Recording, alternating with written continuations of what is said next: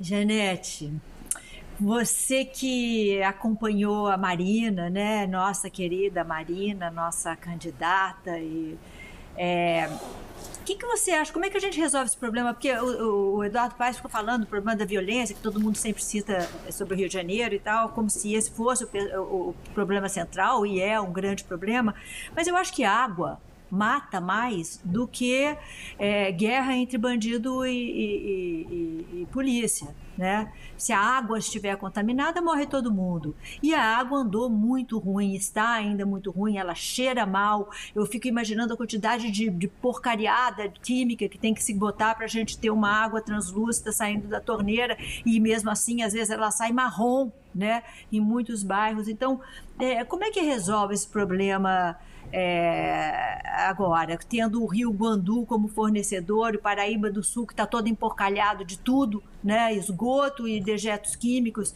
Como é que você que sabe tudo, como é que resolve essa questão?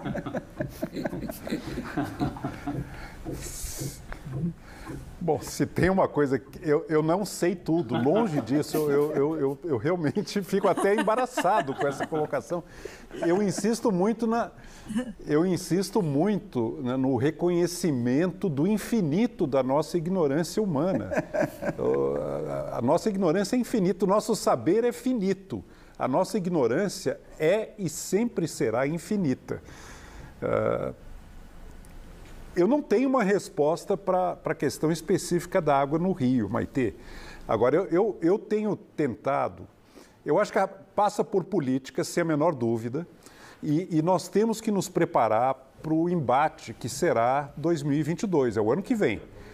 A pergunta que eu tenho me feito e que eu gostaria de compartilhar com vocês é a seguinte: o que é que pode nos unir no campo democrático progressista para impedir a tragédia que seria uma reeleição do Bolsonaro? Antes de falar de nomes, eu acho que é muito cedo para falar de nomes, nós temos que ter clareza em relação a quais são os valores e os princípios fundamentais em torno dos quais nós podemos nos unir e reconstituir o que foi, por exemplo, a oposição democrática à ditadura militar.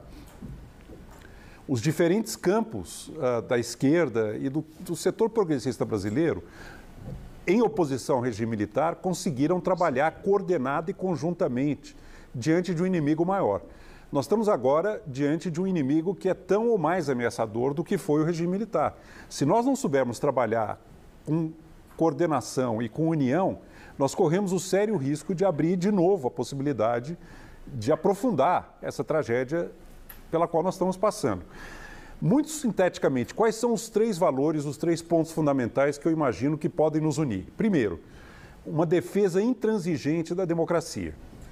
Há alguns anos atrás isso não seria necessário, mas agora se tornou, porque as ameaças à democracia estão aparecendo e eu acredito que na CPI da pandemia corremos o risco de ver uma radicalização e um impulso autoritário do Bolsonaro ainda mais aberto. O segundo ponto, fundamental, que eu acredito que nos une, a redução da desigualdade por políticas de formação de capacidades humanas. A desigualdade é um problema secular brasileiro, nós temos que enfrentá-la e não é por transferência de renda que nós vamos dar uma solução permanente a esse problema. É pela formação de capacidades humanas. Educação, saúde pública, saneamento, transporte. E o terceiro ponto remete à sua pergunta, a preservação e a valorização do nosso patrimônio ambiental.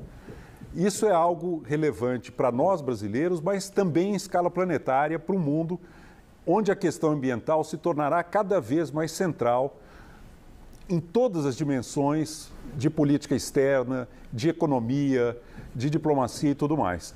Eu acho que essas três bandeiras, esses três pontos, esses três valores têm que ser construídos em torno de um projeto para a nação brasileira.